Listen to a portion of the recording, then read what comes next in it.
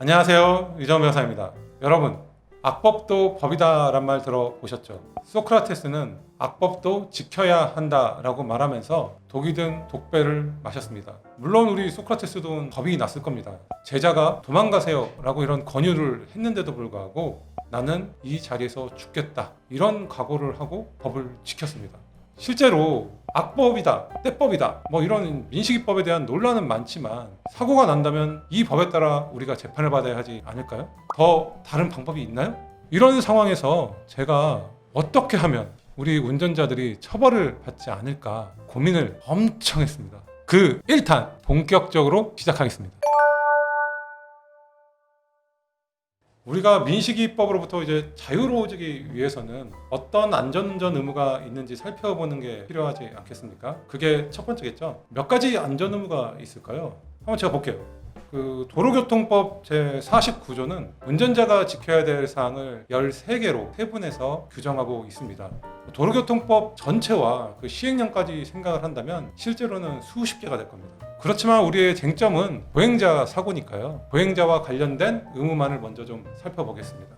자, 첫 번째로는 우리 고인물을 튀게 다른 사람에게 피해를 주어서는 안 된다. 또 안전을 확인하고 차문을 열어야 한다. 이런 사소한 규정도 있는데요. 우리 어린이와 관련해 가지고는 도로에 어린이가 서 있거나 앉아 있거나 또는 놀 때 어린이에 대한 교통사고 위험을 발견한 경우 또는 앞을 보지 못하는 사람이 지팡이를 짚고 건너갈 때 이럴 때는 일시 정지를 해야 한다고 규정을 하고 있습니다. 법규는 운전자의 의무를 하나하나 세심하게 알려줄 수 없는 그런 추상적인 부분이 있거든요. 실제로 운전을 할 때 이런 추상성 때문에 다소 도움이 되지는 않는 부분이 있기는 합니다. 그래서 제가 보행자와 관련해 가지고 판례, 법규 여러 가지를 정말로 오랜 시간 제가 고민하며 분석했습니다. 그 결과 꼭 여러분이 알고 가셔야 될 두 가지가 있더라고요. 두 가지 운전자의 안전 의무 소개해 드리겠습니다. 첫 번째, 위험 발견을 위한 주시 의무입니다. 어린이가 도로에 앉아 있거나 서 있을 때 일시 정지해야 된다는 의무의 전제는 뭘까요? 어린이를 발견해야 되겠죠. 그래서 우리 운전자는 항상 전방, 좌우 잘 살펴야 합니다. 저도 초보 때는 차선도 못 바꾸고 앞만 보고 간 적이 있습니다. 그렇지만 실제로 내가 초보라서 앞만 보고 갔다, 이런 변명은 제 잘못입니다. 저 잘못했습니다. 저를 처벌해 주십시오. 이런 것과 다름이 없습니다. 실제적으로 판례가 차량 운행에 수반되는 위험성에 비추어 운전자에게 고도의 주의무가 있다고 자주 판시하고 있기 때문입니다. 교통사고가 발생한다면 숙달된 운전자라는 전제를 통해서 과실 여부를 판단하겠다, 이런 의미입니다. 운전자는 언제든지 숙달된 운전자처럼 백미러도 보고 사이드미러도 보고 이렇게 여유롭게 운전을 해야 한다는 거고요. 그래야만 어떤 위험을 충분히 쉽게 발견할 수 있는 것 아니겠습니까? 운전자는 숙달된 운전기술을 토대로 항상 전방, 전후, 좌우를 잘 살펴야 한다라는 것입니다.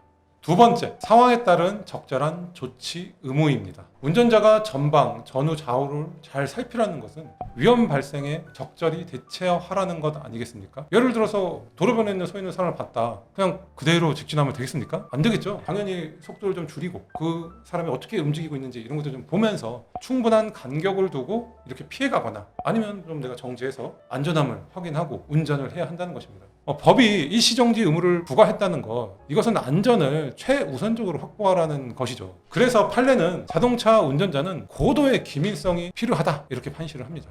풀어서 설명을 좀 드리자면, 위험한 상황이 발생했다 그러면 신속하고 적절하게 조치를 취해라, 그럴 능력과 의무가 있다라는 것입니다. 운전자의 안전 의무의 핵심은 사고 예방입니다. 사고를 방지하기 위한 것이기 때문에 필히 해야 한다는 것을 여러분들이 꼭 기억하셔야 합니다. 갑자기 이런 생각이 드네요. 너 당연한 거 왜 이렇게 어렵게 열반을 터면서 얘기하냐. 이렇게 얘기하실 분 계실 것 같은데 법성합니다. 이렇게 얘기해야 되나요? 법은 원래 이렇게 당연한 겁니다. 이게 당연한 것이고 해야 될 의무 이런 것들은 다 정답이에요. 이런 정답들을 지키지 않았을 때 문제가 된다는 것이고, 이런 기본적인 것들도 지키지 않으면 솔직히 저는 변론하기는 진짜 어렵다 생각합니다. 이게 기본이고, 여러분들이 적어도 어떤 블랙박스나 CCTV나 이런 거에 여러분들이 안전 의무를 잘 지켰다라는 것이 드러났을 때 변론에 포인트가 생기는 것이지, 이런 기본적인 것도 안 지키면은 실제로는 게임 오버입니다. 여러분하고 제가 일반적인 것들은 좀 지금 알아봤잖아요. 그런데 우리 문제의 핵심, 민식이법의 핵심은 스쿨존이잖아요. 그렇다고 그러면 과연 스쿨존에서는 어떻게 안전 의무가 적용될 것인가? 이거를 우리가 살펴봐야겠죠. 본격적으로 한번 알아보겠습니다. 스쿨존에서의 안전 운전 의무는 강화됩니다. 너 또 똑같이 당연한 얘기 하려는 거야? 그렇지만 우리가 민식이법에서 자유로워지기 위해서는 왜 스쿨존이 만들어졌는지를 먼저 좀 알아야 될 것 같아요. 자, 자동차 운전, 공장 시설, 건설공사 현장의 공통점은 무엇일까요? 바로 사람이 다치거나 죽을 수 있는 위험한 시설이란 것입니다. 이런 활동들로 인해서 사람이 다치거나 사망을 한다면 처벌을 받아야 되죠. 그렇지만 모든 경우에 처벌을 받는다고 하면 불합리하겠죠. 왜냐하면 아무리 이런 위험이 수반된 활동들이라 하더라도 어떤 그 위험의 통제를 잘못했을 때 처벌을 받아야 되는 거지, 아무런 잘못도 없는데 처벌을 받는다, 불가항력적인 일까지도 책임을 져야 된다. 사람이 신도 아니고 이거 어떻게 해? 법에서는 바로 이것을 허용된 위험, 신뢰 원칙이라고 합니다. 판례는 내재되어 있는 어떤 위험적인 행위를 할 때는 위험을 회피하기 위한 충분한 조치를 다하고 상대방도 그렇게 행동할 것이라고 신뢰하였다면 행위자가 주의무를 위반한 것은 없다. 결과적으로는 처벌할 수 없다라고 봅니다. 그렇지만 이런 신뢰 원칙은 성인, 사리분별력을 가진 사람들 사이에서만 이게 적용이 되는 거예요. 쉽게 얘기하면 내가 잘하면 남도 잘할 것이다, 이렇게 믿어도 된다는 것입니다. 내가 운전을 하고 있는데 육교 아래에서 갑자기 사람이 뛰어났다. 이거 사람이 건널 수 없는 곳에 사람이 뛰어났는데 치였다, 이런 거는 처벌할 수 없는 거죠. 그렇지만 이런 얘기가 항상 사리분별력이 있는 사람들 사이에서의 일이라는 거를 우리가 좀 기억을 해야 돼요. 말도 못하고 잘 걷지도 못하는 아이들한테 횡단보도를 찾아서 차가 오는지 전후좌우를 살펴서 건너라, 기대를 할 수 없잖아요. 10중 8구 무단횡단을 하지 않겠습니까? 오히려 어린아이와 같이 법규를 지킬 것을 신뢰할 수 없는 사람이라면 신뢰 원칙이 적용돼서는 안 되는 것입니다. 그런 부분들을 신뢰 원칙의 예외라고 합니다. 앞서 말씀드린 것처럼 앞을 보지 못하는 사람이 지팡이를 짚고 가는 경우 일시정지해라, 이런 도로교통법의 규정도 신뢰 원칙의 예외를 적용하고 반영해서 만들어진 법입니다. 결과적으로 이런 신뢰 원칙에 따라서 스쿨존이 어떤 지역이냐라는 걸 생각해 보면 신뢰 원칙이 적용되지 않는 지역이라는 것을 경고를 해주는 것입니다. 이 경고를 무시하고 여러분이 운전을 했다, 당연히 처벌받아야 되지 않겠습니까? 그것도 무겁게. 따라서 스쿨존에서는 신뢰 원칙이 적용되지 않을 뿐만 아니라 일반 도로를 다닐 때보다 더 강화된 안전 의무를 부과받고 있다. 그래서 운전자는 더 긴장도를 높여서 조심조심 운전을 해야 한다. 이런 스쿨존의 의미를 절대로 잊으면 안 되십니다. 어린이의 돌발 행동을 예상하라. 제가 앞서서 그 3살짜리, 4살짜리 이런 어린이의 사례를 말씀을 드렸는데, 이거 아이의 그런 돌발 행동까지 예상하면서 운전을 해라, 이런 거 너무 가혹하지 않냐? 이렇게 얘기하실 수 있을 거예요. 근데 실제 사례를 제가 하나 말씀을 드릴게요. 버스 운전기사가 40m 정도 떨어져서 아이를 발견합니다. 그러니까 아이가 같은 방향으로 이렇게 걸어가고 있는데 갑자기 느닷없이 아이가 이렇게 탁 끼어든 거예요. 이렇게 느닷없이 아이가 뛰어들다 보니까 당연히 사고가 났죠. 도로변에 아이를 보기는 잘 봤는데 이거를 피하지 못한 거잖아요. 여러분 어떻게 생각하세요? 이게 책임이 있다, 없다? 다 있는 것처럼 얘기해놓고 왜 물어보냐?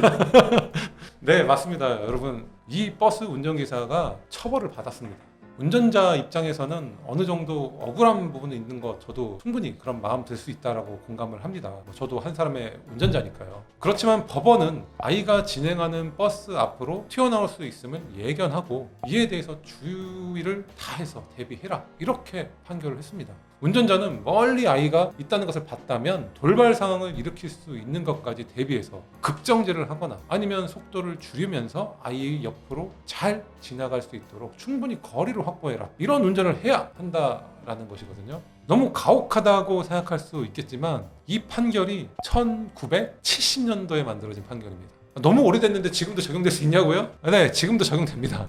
예전부터 어린이 보호는 자동차 운행보다도 더 중요한 것이었습니다. 가혹하다고 생각하실 수 있겠지만 아이의 돌발 행동을 예상하고 운전을 해야 한다는 것이 운전자의 의무입니다.